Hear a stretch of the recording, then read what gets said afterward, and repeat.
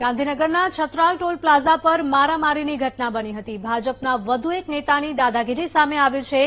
કલોલ ભાજપના નેતા ગોવિંદ પટેલ અને ટોલ કર્મચારી વચ્ચે બબાલ થઈ હતી। ભાજપના નેતાએ દાદાગીરી કરી ટોલ કર્મીને ધમકાવ્યો હતો। મારામારીનો વિડીયો સોશિયલ મીડિયા પર વાયરલ થયો છે। તો ગાંધીનગરના છત્રાલ ટોલ પ્લાઝા પરની આ ઘટના છે કે જ્યાં મારામારી થઈ હતી। ભાજપના વધુ એક નેતાની દાદાગીરી સામે આવી છે।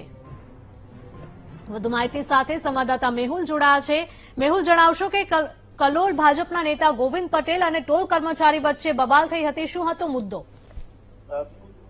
કલોલની સાથે જે ટોલ ટેક્સ છે, ટોલ પ્લાઝા છે, ત્યાં આ ટકરાતી હતી અને જ્યાં જે ટોલ ટેક્સના કર્મચારીઓ અને ભાજપના નેતા જે છે ગોવિંદ પટેલ તેની વચ્ચે ટકરાતી હતી। જે વચ્ચે જે ટકરાતી હતી તે મારામારીના સ્વરૂપમાં પરિણમ્યું હતું અને બંને જે છે તે છૂટા હાથની મારામારી છે તે બંને તરફથી થઈ હતી અને આ જે મારામારી થઈ છે સંબંધના કારણે થઈ છે। સરકારી જે કર્મચારી હતી પણ જે છે આ સંદર્ભે બનાવીને મૂક્યો છે અને ગેરસમજમાં આ જે તકરાર થઈ હોવાનું સામે આવ્યું છે। બંને તરફે ગેરસમજ તેના કારણે આ તકરાર થઈ હતી। જોકે છૂટા હાથની જે મારામારી થઈ હતી તેને લઈને વિડીયો બનાવવામાં આવ્યો છે અને વિડીયો સોશિયલ મીડિયા ઉપર વાયરલ થયો છે। જી મેહુલ, આભાર।